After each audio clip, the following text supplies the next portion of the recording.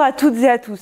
Aujourd'hui un booktube spécial puisque vous le savez peut-être, à la fin du mois de novembre se déroule pour la 7e année consécutive les Gueules Noires du Polar. Un événement organisé par la librairie de Paris dont 2 libraires seront nos invités aujourd'hui, auxquels participent depuis plusieurs années les médiathèques de Saint-Étienne. Plein d'événements à retrouver sur le site de la librairie de Paris et sur le site des médiathèques pour découvrir le polar autrement.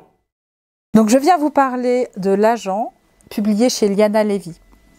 Anthony Barraud est agent, pas agent de star, non, il est agent de tueur à gages. Et il vient de recruter une jeune femme qui est une ancienne tireuse sportive. Évidemment, sa première mission va pas se passer tout à fait comme prévu et Anthony va être obligé d'aller se planquer. Pour avoir une planque crédible et correcte, il va partir avec une vieille dame qui, elle, veut se cacher de son neveu qui veut la mettre dans une EHPAD. Et ils vont aller se planquer tous les deux au camping de Vierzon avec les gens qui boivent l'apéro, qui jouent aux boules. Enfin bref, c'est pas tout à fait leur milieu. Et l'aventure va commencer là. Un texte savoureux, court, très très drôle, vraiment un régal de lecture.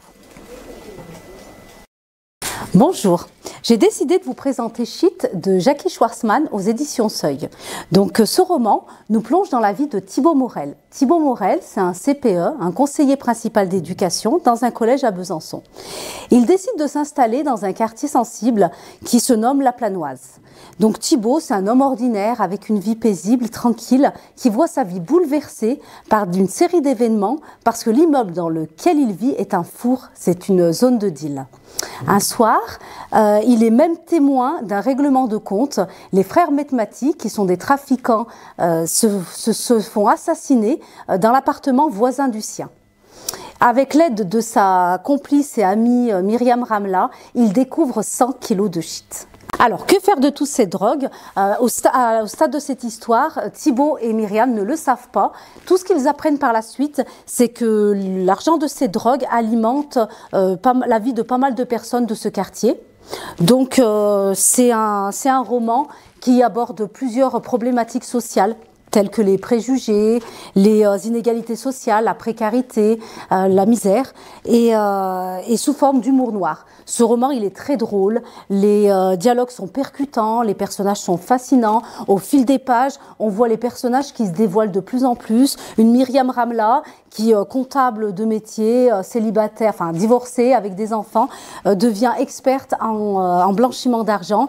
Ce livre est très drôle, il se lit facilement, il se lit d'une traite et je vous le recommande. Salut à toutes et tous, c'est Mathieu de la librairie de Paris du rayon bande dessinée. Alors dans le cadre du festival des Gueules Noires du Polar, je vais vous parler bien évidemment d'un polar, mais d'un polar en BD, en 2 tomes, une histoire complète. Il s'agit d'Habemus Bastards. Alors Habemus Bastards est une petite aventure qu'on doit à la plume très acerbe et rigolote de Jackie Schwartzman et au dessin fabuleux de Sylvain Vallée qu'on connaissait pour Il était une fois en France ou Tananarive. Cette histoire dans laquelle on pourrait trouver du poulpe, des tontons flingueurs ou encore du cinéma britannique, on pense à Arnaque, crime et botanique par exemple, ce genre d'humour un peu grinçant, nous raconte l'histoire de Lucien, qui est un homme de main lyonnais, qui va faire la bourde de trop. Sa mission était toute simple, remettre dans le droit chemin le neveu du grand patron, et ça va pas se passer comme ça. Donc il va être obligé de disparaître. Qu'est-ce qu'on fait quand il faut disparaître dans ce genre de milieu? C'est pas compliqué, soit on part très très loin à l'étranger, soit on disparaît d'une autre manière, au sens chirurgie esthétique peut-être.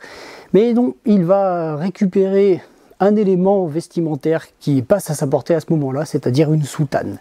Et vêtu de cette soutane, il va se cacher dans la capitale mondiale de la pipe, à Saint-Claude, dans le Jura. Voilà, à partir de là, tout est permis, ça part dans tous les sens, c'est marrant, c'est caustique en même temps, c'est un peu trash aussi. Bref, Habemus Bastards, c'est du lourd Macaille. Bonjour, aujourd'hui un coup de cœur pour moi découvert sur France 3, mais que vous pouvez retrouver en DVD dans le réseau des médiathèques. Cette série, c'est une série policière britannique qui s'appelle McDonald and Dots.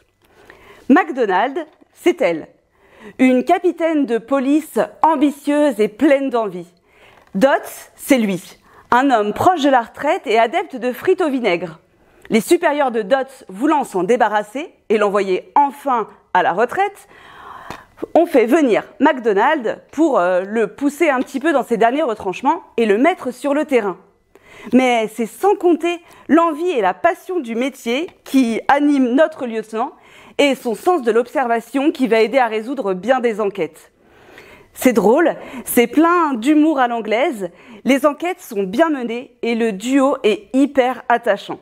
Je vous recommande de vous mettre devant votre télé avec un plaid et un petit chocolat chaud ou un thé au choix devant cette série McDonald and Dodds.